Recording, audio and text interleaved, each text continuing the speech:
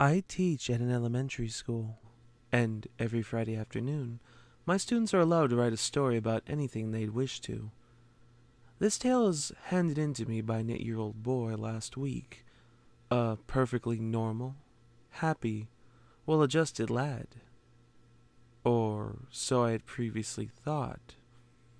I haven't edited it in any way. Bear in mind that he seems to be writing about his own home.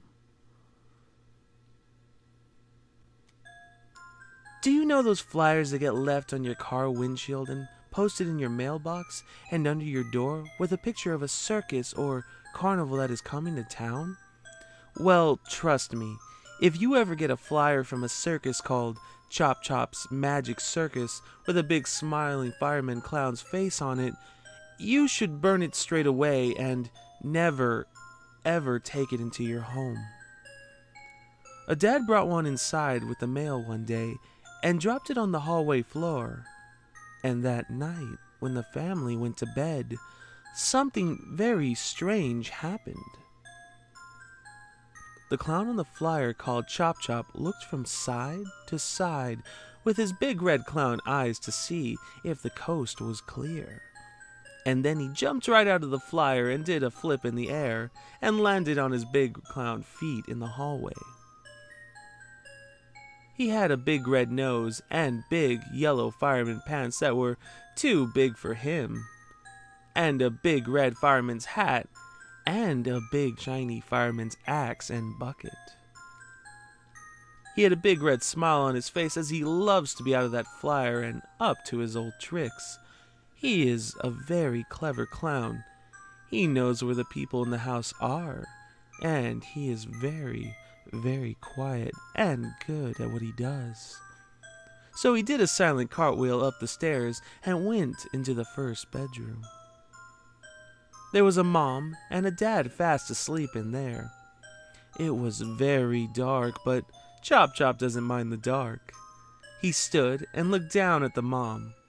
And he has magic powers, so he knows all about people. The mom was okay, but she would tell her son off for being muddy from the riverbank and shouted at him over and over again and washed him really hard until his knees stung. Chop Chop held his axe high up in the air above and went, chop, chop. Then he went and stood and looked down at the dad. The dad was okay, but he wouldn't let his son ever go in the DVD room and watch things in the big TV in there.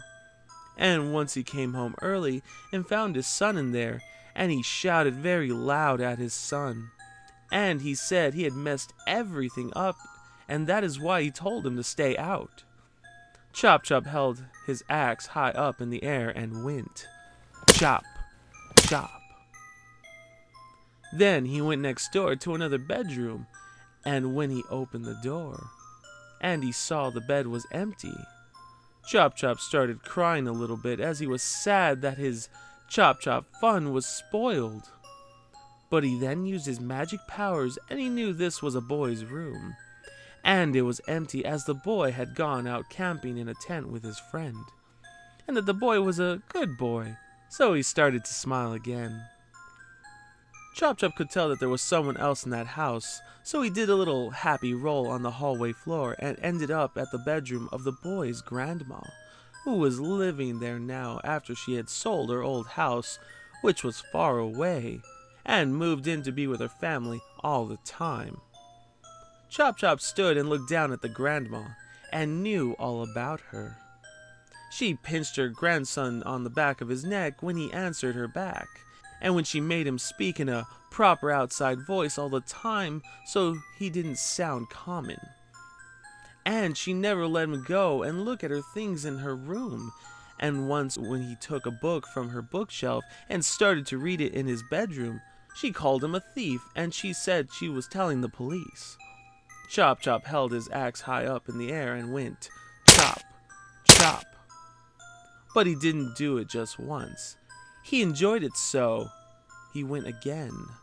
Chop, chop, chop, chop, chop, chop.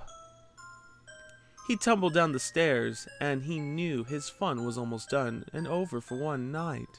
But he smiled and was pleased with things as his fireman's bucket was full of blood.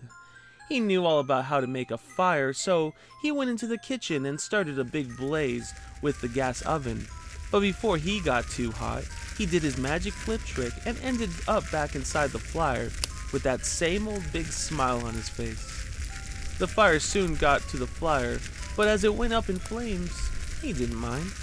He gave a secret wink to himself and thought about how there were thousands and thousands of magic flyers all around the country. He wondered whose home would he end up in tomorrow night.